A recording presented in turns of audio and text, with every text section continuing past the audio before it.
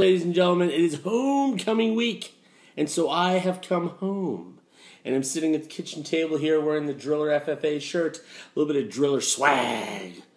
For homecoming week, Centennial on Friday, you look out, chicken hawks, we're coming to pluck ya. I don't know what that means. But we're going to talk a little bit about, in case you missed it, so this is our first installment of Unit 3. Unit 3, A Democratic America. That's what it says on the study guide right here. Boom. We're looking at a test sometime next week, about 7 or 8 days away, so I thought I'd hit you with a few installments of the study guide and hopefully get you some information that's going to be helpful for you in order to review for the exam, which we'll have probably, I think, November 5th and 6th or 6th and 7th, something like that. Okay, let's start at the top with Marbury versus Madison. Marbury versus Madison is the first big Supreme Court case. It's presided over by John Marshall, who happens to be Thomas Jefferson's cousin, and they don't get along. So don't sit them next together at the wedding or anything like that, because it'll be ugly. Drama for your mama. Okay?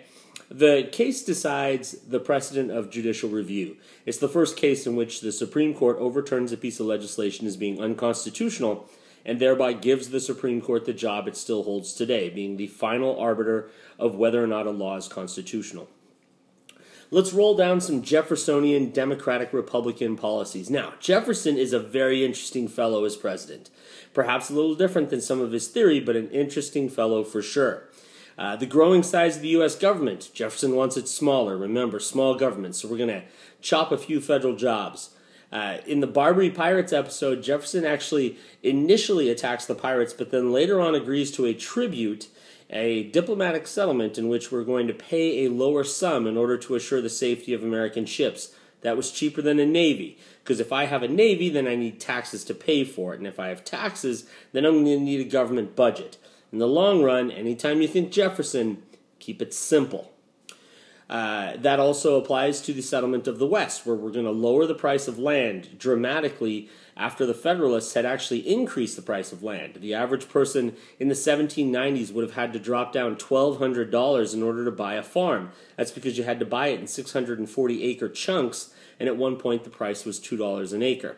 Under the Democratic Republicans, Jefferson and his ancestors in the presidency, the price is going to boil down to $100. You could buy an 80-acre farm at $1.25 an acre, and that makes for the quick settlement of the West. Now, if you're a Federalist, you say, "Oh, Jefferson, you sly little dog."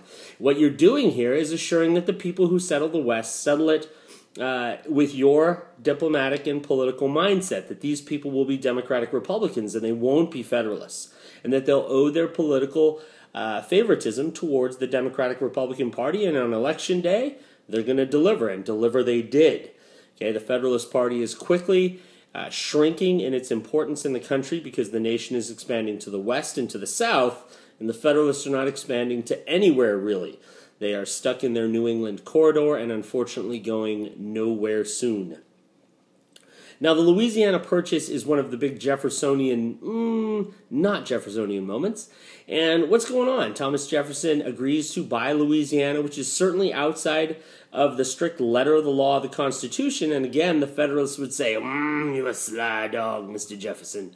Because when he was president, he seems to be following a different set of rules from when he was Secretary of State. Let's go back to the 1790s. That was us rewinding. In the 1790s, Alexander Hamilton wanted President Washington to found a national bank, and Jefferson said, "You can't do that. It's beyond the Constitution." And he did it anyway, because George Washington believed it was necessary for the country. And here's Thomas Jefferson as president, perhaps crossing up his own philosophical wires in agreeing to do something beyond the letter of the law of the Constitution, because the opportunity was too good. So the shoe is certainly on the other foot there, Mr. Jefferson. Moving our way to the War of 1812, I think I made another video about the War of 1812. You want lots of information? You can go check that out. But impressments were the stealing of sailors off of ships by the British, which was something they did as part of their policy in the Napoleonic War. It just told me 20% of battery life, so I pressed the screen. In case you were wondering why I randomly pointed at you. Yeah. Okay. War hawks were Western and Southern congressmen who wanted war against the English as soon as possible. Guys like Henry Clay, John Calhoun. Okay. The Embargo Act of 1807 was a debacle. They banned the exportation of goods out of the Americas. Now, you could go to Canada and you can go to Central America and Mexico, but you, in essence, could not go to Europe. And that dwindled American trade. And again, if you're a Federalist, you're looking at Thomas Jefferson going, "Ooh, Mr. Jefferson, you a sly dog." Because you just used the power of the presidency to shrink our way of life, our Federalist trading-backed way of life. Now, Jefferson would tell you what he's trying to do is keep us out of a war, which would mean huge expenses. But if you're a Federalist, at this point, you're looking for anything to call them on, and you're calling them on that. In fact, at the Hartford Convention in the midst of the war, the Federalists sat down to try and figure out what they could do to change the Constitution to stay relevant. Proposals included maybe we should have presidents from different states consecutively. Perhaps the president should only serve one term. Maybe it should be harder for Western states to be admitted. All of these would have at least slowed the shrinking power of the Federalist Party, even if it wouldn't have increased the power of the Federalists. And once the war is really over, the Federalist Party, having sat down in the middle of the war, talked about leaving the country, because one of the party's ideas was to secede. That really is the end of the Federalists. They're going to slide away in national politics, and we're really just going to have one main political party. The Battle of New Orleans in 1815 is important for Andrew Jackson. Andrew Jackson, $20 bill, don't forget him. Andrew Jackson becomes important on a national scale as a result of the Battle of New Orleans. Flipping the page. Okay, there's a huge blip at the top of the study guide here that explains the fact that the next 6 nights of reading are all really an attempt at trying to form this notion of what's going on in America. There's a lot of change taking place. That change is industrial and economic, but it's also cultural, it's social. Okay, it's an attempt by America to sort of form itself. Our adolescence comes after 1800 as we breach the Appalachian Mountains and we begin to expand into the territories that the nation has won in war. How we do that and the ways in which we do it more quickly make for a very interesting tale of how America is going to shape its future character. So looking at the study guide, in what directions did we migrate? Well, obviously we're going west. Most of the people moved laterally west. If you're from New England, you go to Ohio and you go to Illinois. If you're from Virginia or the Carolinas, you go to Kentucky and you go to Tennessee. If you're from South Carolina or Georgia, you head further into the slave South and you head into Mississippi and Alabama and eventually Louisiana. Now, speaking of the slave South, Eli Whitney's cotton gin is just going to make for more and more cotton. It's such a simple device, but it's also brilliant in the fact that it makes it so easy to process the cotton, and it assures that we're going to have cotton and cotton and cotton in the South. By the time of the Civil War, approximately 60% of America's economy was driven by Southern cotton. It asks us about a transportation bottleneck. Now, a transportation bottleneck is a pretty common thing. Warren Hall, when all the freshmen are trying to get in, and they're all like, "Oh my God, I can't believe I have class with that guy, oh my God."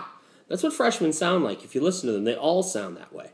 And they're trying to get in and they're going to get out. And what you really want to say is, "Go away, freshmen. You are bottlenecking my transportation." And if they did go away, it'd be a lot easier, but they don't. So the transportation bottleneck was the slowing of goods and people over the Appalachians because, frankly, there wasn't any easy way to do it. How do we solve that? We solve it with turnpikes, which is a fancy name for toll roads, and canals. The construction of both of those things make for a much easier time getting goods over the Appalachians and into the area in the West. Once we do that, it's going to be an easier process of expanding America economically and also in a geographic sense as well.